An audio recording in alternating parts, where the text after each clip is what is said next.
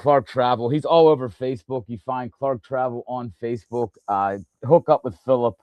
He'll take care of any of your needs. He'll help you with hotel, flight, cruise if that's what you want to do, or whatever. But good time to get on that. Especially you guys, maybe you guys that are getting ready for spring training, getting down to Bradenton. Get a hold of Clark Travel. He might have a great package for you guys to go down there and take advantage of the deals you can get through him. Other thing real fast. Thursday, January 29th, at Gorman's, we're going to have Kevin Gorman. He's not the owner of Gorman's, but it's Kevin Gorman at Gorman's. He's going to talk Pirate baseball. We're going to go through the Pirates offseason, which has actually been, you can't give him an F or a D this year. You got to give him a passing grade for the first time in a long time. So we'll talk about the Pirate moves and what they're going to be doing going forward as he gets ready to go to spring training right after that. So it'll be a fun time at Gorman's. And then last but not least, I'm going to keep pressing this. Is Thursday, April 23rd. We're making the tickets this week, so they're going to be available. It's going to be $40 a person. I'm in the discussions with people. There's going to be baskets. There's going to be gifts. There's going to be signed helmets, signed jerseys. It's going to be a nice little private party for the NFL draft. 75 people, so it'll be at Lucky's. We'll have people up on stage talking. Actually, I hope Darren will be there. We'll talk Penguins hockey. We'll have the Pittsburgh Steelers guys to talk about the Steelers draft pick. Talk about each draft pick with the draft storm members as well. So it'll be a fun night there as well. So keep them dates in mind. And now it's time for the co-host of the night, Darren. How you doing, man? Pretty good, JT. How have you been? Not too bad. Busy, man. Busy. Started a new day job at Saloni's. I'll tell you what, man. It's a nice company, Saloni's. So it's not a bad deal there at all. So just getting my first weekend. Now I'm feeling like I'm back to normal, back to doing what I do. It's what was nice about it was the my hours are still the same, 7 to 3. So it's a perfect mix, perfect job. So Darren, a lot of stuff has happened since the last time we've been on, man. Let's start with the main one, the big deal. They've made about 3 trades since we've been on, but the big deal, of course, was the Tristan Jarry finally getting sent, and he got sent to Edmonton for Stuart Skinner and Brett Kulak. How did you feel about that trade when it happened? I was fine with it. The biggest thing that I was kind of looking into was they didn't retain any salary on Jarry, and you get 2 expiring deals. That was very much the value is simply not having his contract on the books anymore. That's the big value there. If you get anything out of Skinner, who played well yesterday, he wasn't really tested, but the game before that, or 2 games ago, excuse me, he played much better than what you would expect. So that's nice to see. Kulak is whatever. I could see him being flipped for like a 4th round pick, 3rd round pick, something like that. And I mean, not that far away now to the deadline. That's true. I can't believe. I mean, I was just looking today, really studying the standings. We're literally the Penguins are one of the few teams that aren't at the halfway point yet. They're getting close, but rest of the league's like at 41, 42 games, which is nice because the Penguins have a couple games in hand right now still. So on points percentage, they're in a playoff spot. They're actually even ahead of like the Capitals, who are being perceived as having a much better year.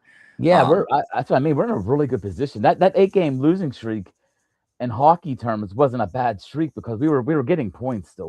They got, I think, 5 points. They lost 5 games in overtime or a shootout. I mean, not good, but it keeps you afloat.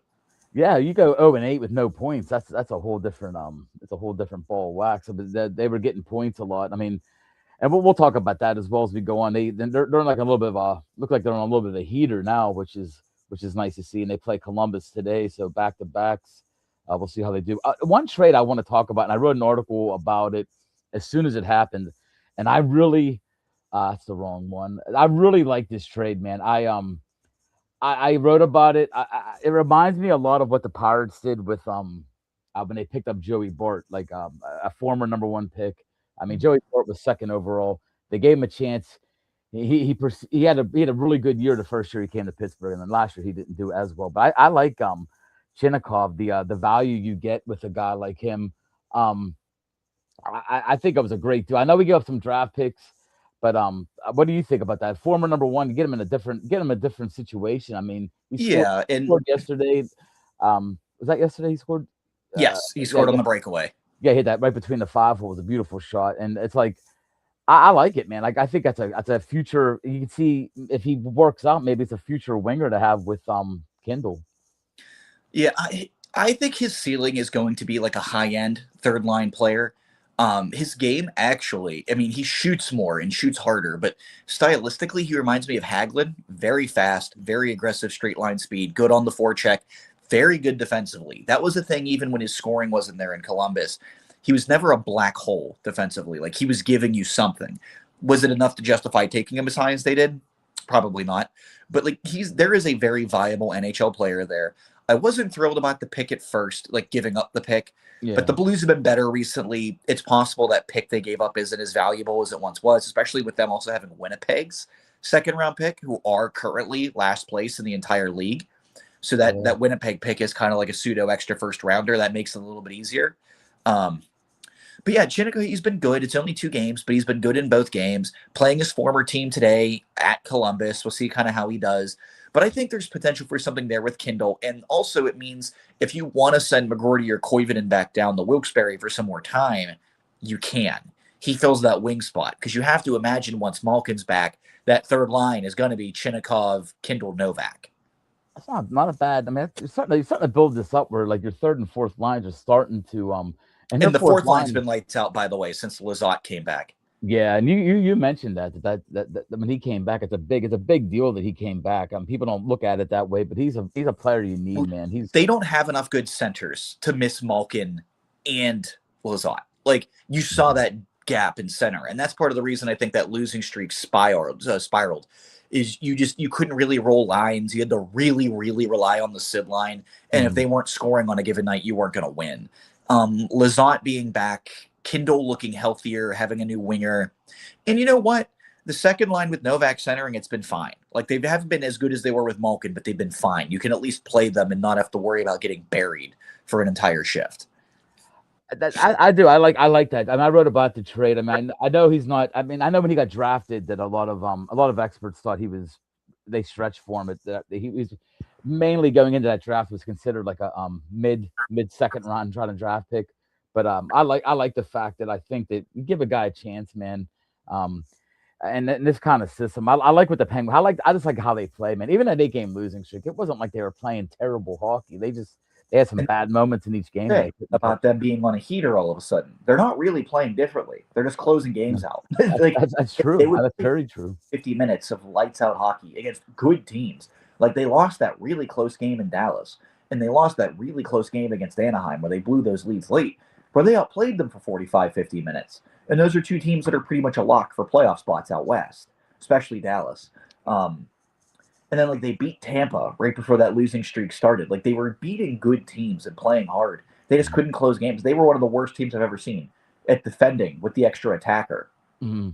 I mean, they just played a great game against I thought it was the best game of the year against Carolina. They 3 games in 4 nights for Detroit. That is a thing to bear in mind. Like there definitely is a little bit something there, but as far as a road game goes, you couldn't ask for more than what they got yesterday.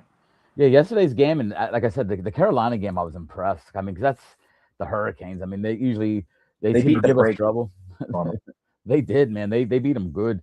The third trade, it's a trade that I didn't care much for at first, but I mean, I guess he's not. I guess we built our depth up to the point. I liked when we picked up Philip Tomasino. I thought he did really well for the little bit that he was here, and I thought he showed some signs of really, being able to score some big goals at times. So I wasn't real impressed. And of course, this guy, I know it's a money thing, or it's an issue. The guy thinks he's an NHL, or the defenseman we got from the Flyers, Zamula. He wants to play in the NHL, so he hasn't reported. He's got suspended now. So, I mean, the Tomasino, I guess, in your mind, I guess he wasn't really part of any future plans. No, I mean, because you got to think at this point on the pecking order for call-ups, he's behind McGroarty, he's behind Koivunen, he's probably going to be behind Hayes, Howe, and Braz. When it's been like, and it's not. I think he could be a very useful bottom 6 player, but where are you going to play him on this Penguins team? The fourth line's playing well. The third line, as we discussed, is probably going to be Chinnikov, Novak, Kindle. That leaves no space in the top 6. unless there's trades being made. And I wouldn't rule out a guy like Rust or Raquel or Mantha or Brazeau, like any of those guys being moved at some point. But until that happened, there's just not a spot for him. And even then, he's probably not the guy getting the call up to fill that spot post trade. And I've been on Brazeau from the beginning of the year. I mean, I just said, I mean, he started off the year pretty. I mean, do you think this guy continues this streak, or do you think he's going to flatten out here pretty soon? I don't see any reason why he can't finish in the low to mid 20s in goals. Like I don't think he's going to break 30, but No. like I've for a previous podcast, this is a guy who scored 60 goals in junior after his. Now, granted, that's being a big guy, you can kind of bully dudes a little bit in that those lower leagues, but the hands are there, right? And like that's not something that just vanishes. It's just is he going to be in a position to use them? And in the NHL, he's not a good enough skater to constantly just create his own shot, but he's around the net. He's going to be dangerous. He's going to clean up rebounds. There's no reason he can't finish 20 to 25 goals. Like I think his shooting percentage cools off a little bit, but like he's not going to break the over 30 that technically he's on pace to. But I could see low 20s, which is a win for what he is. Oh yeah, I mean definitely. I mean, he's scoring some big goals for the team right now as well, and you're starting to see now with Raquel back. I mean, the team has some. We have some lines, man. I mean, Raquel's playing well. Russ has just been on a. He seems like he just every night he seems like he's going to score a goal. Or if he doesn't, he comes very close to scoring. People still think about him as this really good two-way guy, and he's not. It's why he didn't make Team USA. Excuse me. And I didn't think he should have made Team USA. He doesn't really give them anything defensively anymore. But he still has the hands. He's going to score, and he has good chemistry with Sid. You just kind of let that ride unless someone really blows you away with an offer for him, I think. And you have to waive his no trade clause. There's that element of that too. And what's strange to me is we're just talking about this is a couple years ago, even like 2 years ago, you almost knew you can almost count the depth on you had two guys that you were going to call up all year long. Basically, it was like how bad our depth was. I mean, we had no depth. This year, like you just mentioned, I mean, a guy like Tomasino would be like the sixth or seventh call up in the list. Like that's how much depth that we've brought in here in the last. Mention got hurt, but Hollander's another guy that's going to be getting minutes once he's back and healthy, if he's healthy. Yeah, that's true. I mean, they have players, and even like the defensemen, they're just they're just rotating them around. They're trying to find their right. I mean, Graves has been waived a couple times this year. The kid Dumba just got put on waivers and we cleared them. So they have we just have a lot of pieces, man. We haven't had this many pieces that you can discuss, and I could see the Penguins obtaining a bunch more draft picks come the deadline, even if they're in a playoff run, because they have so many pieces. I think at some point, some combination of Raquel, Rust, Brazeau, maybe even Novak, Mantha. I think 2 out of those 5 guys might be moved at the deadline because this is they need to see the forest through the trees. Even if you are in a playoff spot, you don't want to sacrifice the future. You don't want to be a player, if nothing else. And like you don't want to be aggressive. And maybe you want to build draft capital, be aggressive with offer sheets to get other young guys coming off RFA deals. Like there's room to do things there, but you don't want to be a buyer for sure. And I wouldn't be shocked if some combination of, and the more I think about it, Mantha and Novak might be the 2 guys that get moved for a late first or an early, like a second round pick and a prospect. And what's nice about that, it really you can still continue your playoff run because we got enough pieces. Because McGroarty and Koivunen are there. Yeah. That's what's nice. That's what's nice, and I think he's doing that. He's walking that. I always bring this part up. He's been walking this tightrope for a couple years. Like you don't want to go full board rebuild because you got guys like Sid and Malkin and Letang there that you want to try to win still. So you gotta play both parts. You want to keep, but he's doing a great job at it because we're competing this year. We already talked about the draft picks. We got so many draft picks. I mean, we still got the most draft picks in the league in the next, with the top 3 rounds in the next couple of years. And then we got all these players we're bringing, these young guys. I mean, I think he's doing an excellent. I think he's doing such a good job. I can't believe that he's not getting he's not really getting the credit that he should get. I think it's going to come out here soon though if the Pens can make the playoffs this year and still keep adding prospects and draft picks while doing it. If the Pens make the playoffs, I mean, Dan Hughes would probably get Jack Adams buzz, and Dubas would get I forget the GM of the Year award, but they both would get buzz. I don't think either would win, but they would both definitely get some buzz around them. I agree, man. I think that not enough people are talking about the job he's done. I mean, if you just look at I wish I could bring it up and just look at the depth, um, Yeah, you like the still have, depth chart from a couple years I ago. wouldn't be shocked if they flip Skinner or Silovs at some point. I agree with that too. I mean, they have so much they have so much stuff. It's unbelievable, man. Like they They have a lot of literally. flexibility for the first time in a long time. I'm trying to find what that GM award's called. I can't. I don't even see what it's called. I think it's called the General Manager of the Year award. It looks like That might just be it. I didn't know if it had like an actual name, like you get like the Jack Adams and the Art Ross and whatever. Jim Gregory. Jim, there you go. That's Jim Gregory GM of the Year award. That's what it's called. well there, and yeah, Jim Gregory buzz for Kyle Dubas. But yeah, I agree with you, man. I think I really think that the turnaround of this team it's happening a lot faster than I imagine. I mean, he's proven, and I think the Rangers proved it last year. You can turn a team around pretty fast, man. You don't. Yeah, they need to have at minimum one more really good multiple hit draft. And but the only thing that makes me leery is I don't know. Kindle's good. I think Kindle's a future first line center. Mhm. They don't have that build around dominant star yet. That's kind of what you need. And they have bottomed out to get that.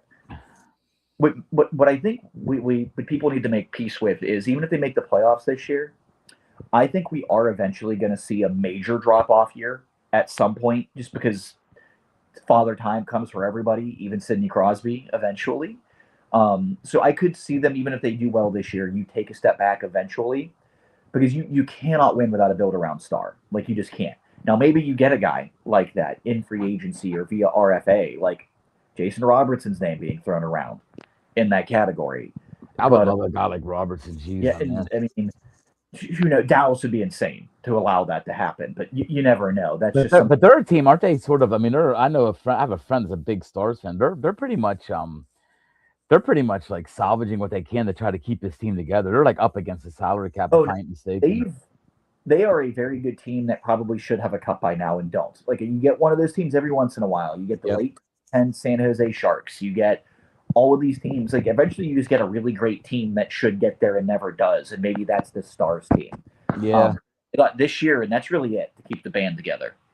I agree, and not to change the subject, but you talking about getting that future star. I'll tell you what, I've been doing prospects here. I do like about one or two NHL prospects a week, and I'll tell you what, as I keep doing this and continue doing this draft is getting stronger and stronger, man. Like Tynan Lawrence, I just did him.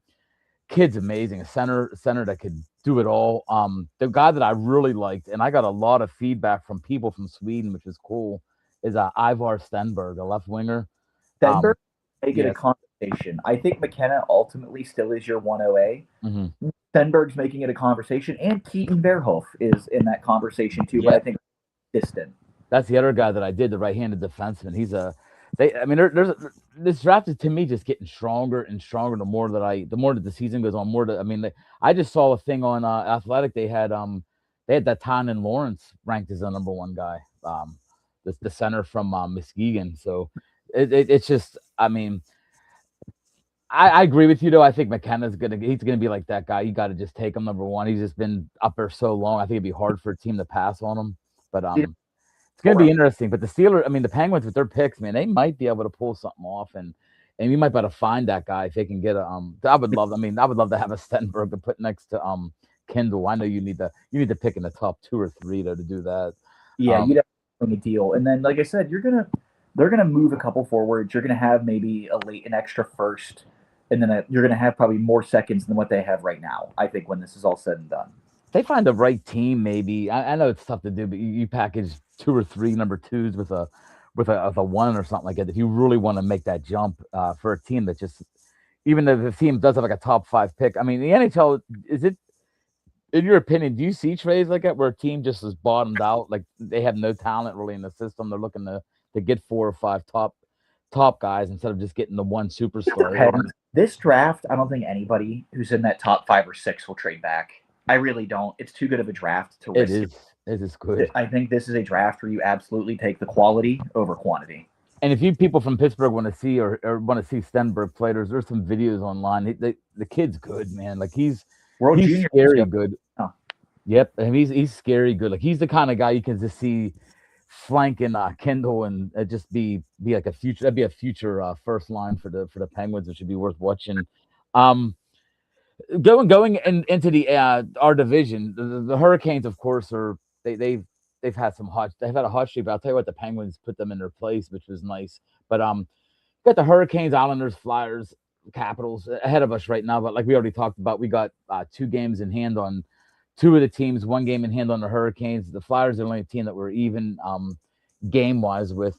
Um, any of them teams besides the Hurricanes really? I don't really see them being that much better than the Penguins. Being no, honest, the Penguins forward for sure are better than the Flyers, Capitals, and drawing a blank, Islanders. Excuse me. Islanders, yeah. I think they're better at forward comfortably. Now they're not as good on defense as any of them. But we're like a bottom 3 defense team in the league in the NHL, man. The Flyers are a team. They're weird. Their underlying defensive numbers are really good. They don't really score though. Like they don't particularly scare me. The Islanders are Schaefer's just been an absolute monster for them. Like he's pretty much already won the Calder, I think. With Schaefer just driving everything they do. But yeah, and the Capitals are the Capitals. The Devils can't stay healthy and they're inconsistent. It's all there for them. Like the Penguins could even finish above a wild card, honestly. Like everything's all there for them. Yeah, I was gonna say too, the Devils are 1 point behind us. They have a game in hand on us though, but yeah, they were a team that you I mean, I mean, they had talent wise, the Devils are right there. They should be if they stay healthy. I mean, they're a good. They just can't stay healthy. Yeah. Then the other part of our division, which I was talking to somebody the other day, and they were like, "Oh, we got the Red Wings back to back. They're terrible." And I'm like, "Nah, dude, the Red Wings are good this year. And they have about 52 points, but even after the Penguins beat them twice. But got the Lightning, the Red Wings, the Canadians. The Canadians are always one of them teams that I love watching play because they got a bunch of young guys that can play. They're letting Demidov off their leash a little bit. They're giving him more top line minutes, and you can tell. Mm-hmm. And then, is it for real? I mean, is the are the Maple Leafs that bad? I think the problem with the Maple Leafs is you lose Marner, right? That's a very good defensive 95-point forward. You let go, and you just didn't really replace him. That's huge. The goaltending's been injured for them by and large, no matter who it's been. And then Austin Matthews hasn't been himself. I know he had a hat trick the other day, but if you couple Matthews regressing, you don't play Marner, and your goalies aren't healthy. They are what they are, honestly. They're rough, man. Is the best team in hockey by far and away still is it Colorado? Oh God, yeah, Colorado, and I don't think Dallas is that far behind them, but Colorado right now is just world beaters. Dude, now, their record looks like it's like a video game, 31-2-7. Are they going to be that way all year? It's really hard to go wire to wire like that. Like they would probably break the regular season record for most wins if they would keep going at this pace. But they're good. They're going to be the number 1 seed in the West for sure at this point. McKinnon's McKinnon, Makar is Makar. Natchez has really hit another gear. But the big thing is Brock Nelson has been a very good number 2 center for them. And that's what they've been missing since Kadri left after their cup year. They now have that number 2 center, that second line they can truly rely on with Val Nichushkin and Lehkonen. Like they're just a good team. Have you in your life? Do you ever remember seeing a 31-2-7 for a record? That's just like a. You had Tampa Bay and the 2013 Blackhawks had an unreal start to the year, and then the Tampa Bay team that flamed out in round 1 was kind of like this. But no, like those are the only 2 teams I think that are even close. Yeah, it's just I'm you're looking at the records, you're like, oh my God, it's like something a little kid on a Xbox will put up them kind of numbers, and they already have 73 a goal differential, 73 goal differential in 40 games. That's insanity. Unreal. They're just there's nobody even close to them. But the differential is unbelievable. The other team I do like, and I'm going to talk about, the Wild made a big trade. Yep. And what do you think about them? They're actually ahead of the well, they got 2 games in hand on the Stars, but they're playing some good hockey too. They are. The problem that they're going to have is they're in that division. I don't know if they're better than Dallas, and I know they're not better than Colorado. And then you still have out west. You have like the West. The top of the West is really, really good. So Minnesota's a team, they kind of went all in. Now they're kind of freed from the shackles of the disastrous Suter and Parise dead cap. So Yeah. they can really go all in. Boldy has stepped it up to another level. So you have Boldy, Kaprizov, and Hughes. Like, that's a really, really good core. Wallstead, the goalie, is going to be in the Rookie of the Year conversation. I don't think he'll win, but he'll be in it. They have everything you need to contend. It's just, are you going to be able to overcome Colorado and Dallas in your own division in that series? Because you're going to play one of them round one. Like, that's going to happen. Yeah, that's true. I mean, you do everything right, and you lose a 7-game series to Dallas, and you didn't do anything wrong. It's just kind of a way it breaks down. Then the other side, the Pacific, you got like Edmonton. The teams at the top of it, nobody really scares me. Even Vegas, I don't think Vegas is that normal. Vegas has been weird. Their goaltending's been bad. Like, Carter Hart's been borderline unplayable since acquiring him. Aiden Hill is kind of whatever. Like, they're a good team. They'll make the playoffs because the division's weak. They might win the division because the division's weak. They don't really scare me. Eichel's not been quite as good this year. Yeah, they looking at that conference. I mean, like, you're right. It's top heavy on the central And side. mostly Central. Yeah, the central side is just unreal. I mean, you look at their basically 1, 2, 3. Their top 3 guys would lead the other division by almost over 10 points. So that's like, look at it this way: the bottom 12 in the Western Conference would all be outside of a playoff spot in the East.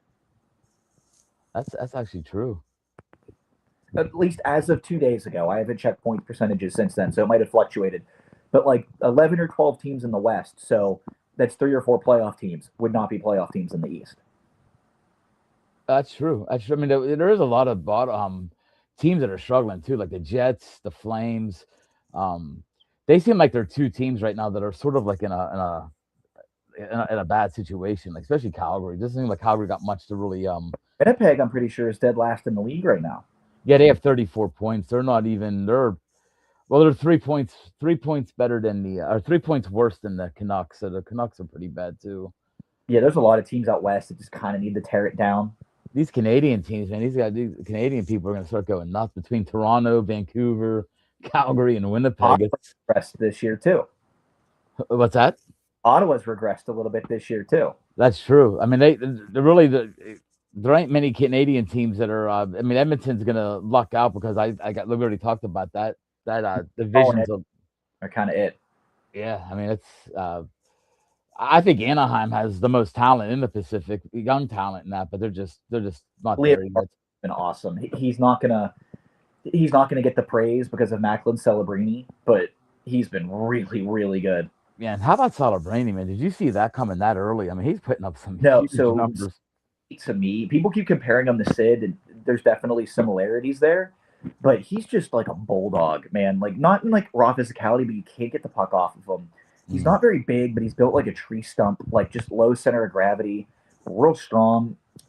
San Jose set up for a long time there with him, Will Smith, Eklund, Chernishev, and Askarov and net. They need some defensemen. That's where they're lacking, but they're building something special there. I agree, man. Great hockey talk. And once again, everybody, if you need to travel, this is a good time to start planning. I mean, right after the New Year's, this weather in Pittsburgh is we're locked in now because usually the coldest part of our weather doesn't hit us till January and February, and we've already went through a bunch of cold days, but it's just going to get worse. That's how January and February are here. Get a hold of Clark Travel, man. The guy will take care of you. He did a bunch of stuff for him. The Steelers went to Ireland this year. Penguins when they went to Sweden, so he can hook you up, hook your family up, do what you need. So get a hold of Clark Travel. And you can find them on Facebook. He's a travel page on their business page. You get a hold of them there. This month, end of this month, we're going to have Kevin Gorman at Gorman's Pub. We're going to sit down. We're going to talk Pirate baseball. We're going to talk about what they've done in the offseason. Brandon Lowe brought in like 3 or 4 players. They went after the player from Japan, just could not lock them down. Toronto got them, but supposedly the Pirates were in on them towards the end. Talk about that kind of stuff. Talk about what they still need. Talk about why Mitch Keller is still a Pirate. I thought that was going to be our big trade chip, but we found a way, I guess, to keep him. But we'll talk Pirate baseball. It's going to be 8 o'clock at Gorman's. Come out, have a couple beers, ask some questions. It'll be a fun night. And then please don't forget the draft party. I'm gonna get tickets here going, so the tickets will be available. We're gonna announce the helmets and the jerseys that we're gonna have for. We're gonna have a door prize, so you got a 1 in 75 chance to win an autographed helmet. Um, I'm believing it's gonna be a Steeler. It's gonna be, I think, Heinz Ward or T.J. Watt. We're gonna figure out what we're gonna do there. We're gonna have a bunch of Steeler stuff though. Come out, watch the draft. Darren, I'm hoping you can come. I'm going to get you to come out and talk. We'll have like a Penguin talk in between draft picks, so we get everybody a little bit of get them off of football a little bit there because we'll have Kevin out as well because they're Pirates are on the road that week. They go that weekend. They play in Texas, so he'll be in town. He can come out and talk Pirate baseball a little bit too. But we're gonna have about 5 guys up on the dais talking about each draft pick. There'll be an NFL draft guide that I'm going to be in process of making. I'm just reaching out right now to. I decided on I'm going to go with Mendoza for the cover picture. So reaching out to Indiana to get permission to have Mendoza on the cover of this year's draft guides. I think the kid keeps impressing me, man. I don't want to get on the football, but we'll get into that during a football talk. But he's impressing me what he's been doing here lately. But other than that, Darren, thank you so much for the Penguin talk. This will be every other week in the morning, guys. As we get going, like he already talked about, we're already halfway through, man. We're at the halfway point. Like it's gonna be almost like if this was the old school days, like the All-Star game should be, usually it's early February, right? Like around that time. So it's like crazy how fast it's going, man. But Darren, thank you so much, guys. Don't forget www.sportsbible.com. You can check out this podcast later on. It'll be on the website. So if you're watching this and it's on Facebook right now and it's broken down, you want to watch it again, you can get on Sports Bible later on today and watch it. That's www.sportsbible.com. Darren, thank you so much for your time, guys out there. Stay warm, man. It's cold out there. For sure. But have a good one, JT. You too, man. Thank you.